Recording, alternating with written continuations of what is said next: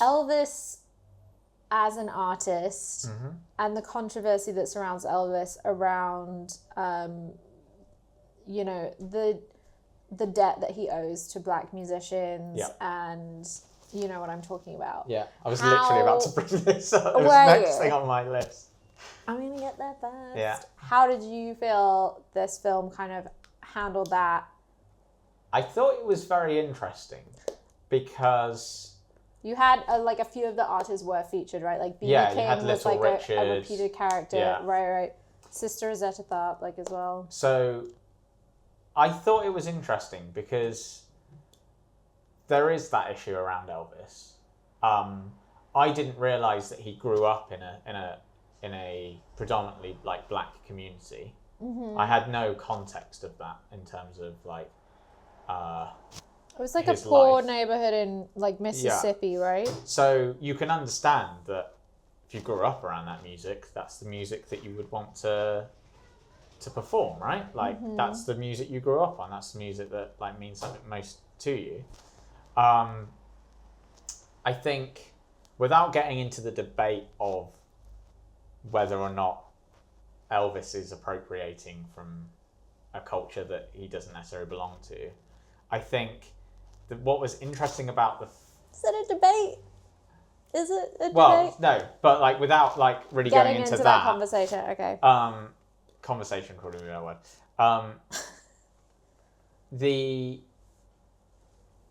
What was interesting about the film is I felt like often they would directly show you like from basically like one cut to the next of like who he took the song from. Right. And, you know, and there's that scene of Little Richard as well. Mm-hmm. And Elvis turns to B.B. King and goes, I want to record this. And I couldn't stop staring at Little Richard in that scene, by the way. I thought that was a spectacular scene. And B.B. King says to him, well, if you record it, you'll make a hell of a lot more money than he ever will. Yeah. And I thought that's an interesting, you know, it kind of felt, I don't know if the film kind of played lip service to the conversation without ever really getting into it. And then I wasn't sure by the end of what the film was actually trying to say about it. Because on the one hand, it felt like it was aware that this is a conversation that people are going to have. And we've got to showcase, in a sense, the black artists that he took the music from. Right. But then in the same breath, will linger for 5-10 minutes on Elvis performing this song and show how amazing he is at performing this song.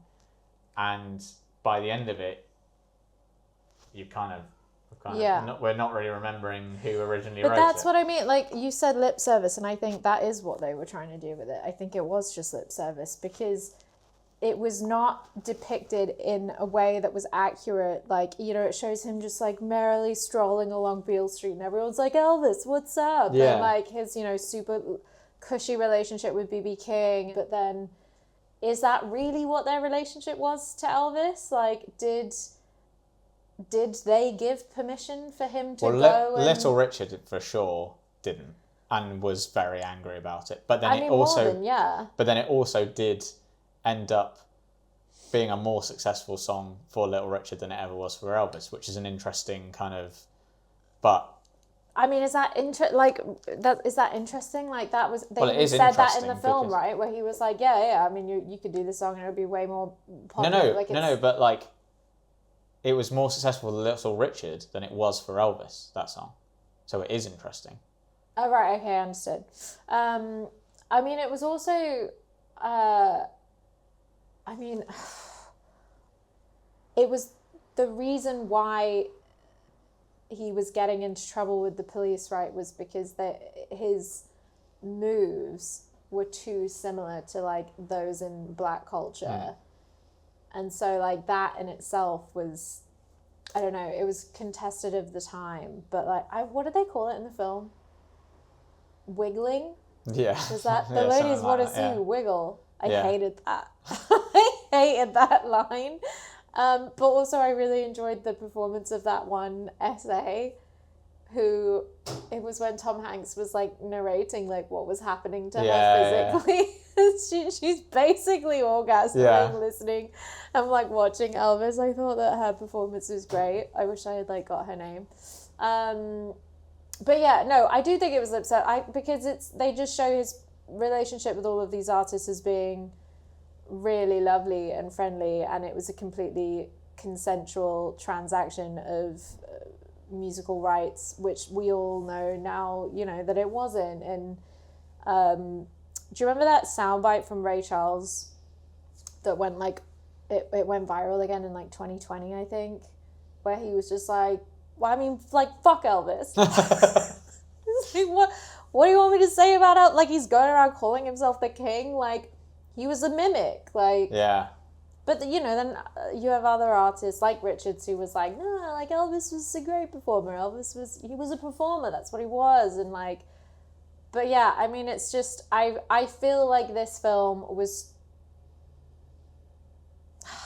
do you know what? In a way, I'm not super mad about it. I feel like the film was trying to focus more on, like, Elvis and the Colonel's relationship, and films previously have just like very much like swept over his, you know, theft of like black culture and black art.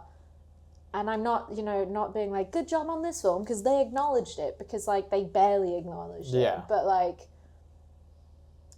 it would have been a very different film, I think, if the focus had been on that element. Well, yeah, I mean, I think like, but that was his whole career. I'm sorry, I'm so torn about it. It's a difficult... He built his whole career off the back of black artists. It's a difficult one, isn't it? Because, like, then you are making a different film, right? Like, by the nature of it, if you focus on it, then you have to...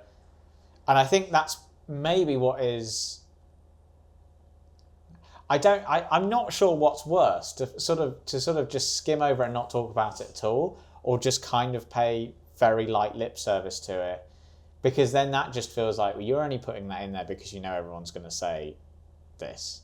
But you don't actually want to engage with it as an actual topic, right? And I get that that's not the film that they were making, or the film that they wanted to make. And, you know, and it is very much a film about the Colonel's relationship to Elvis. But then it becomes very difficult when you know, you can't just... You know, you can't...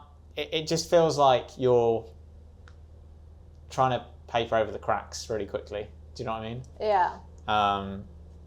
And so the thing I've written here is, throughout the movie, they constantly contrast the original black musicians that Elvis sees perform the songs he ends up becoming famous for. And then I've put, what is the film trying to say about this?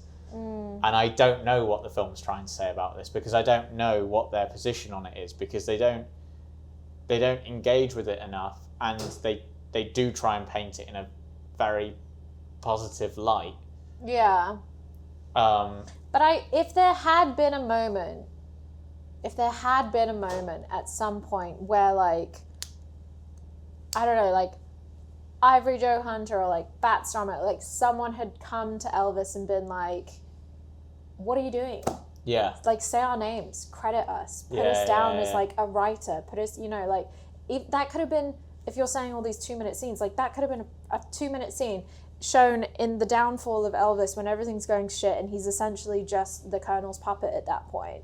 Like, even more to just hit home, like, yeah, fuck me, this is going terribly. My life is going terribly. Like, that could have been something. But then again, is that complete fabrication? Like, did that ever happen? Like, because back then no one was crediting the people they should have been crediting. Like, no one was paying the people that should have been paid.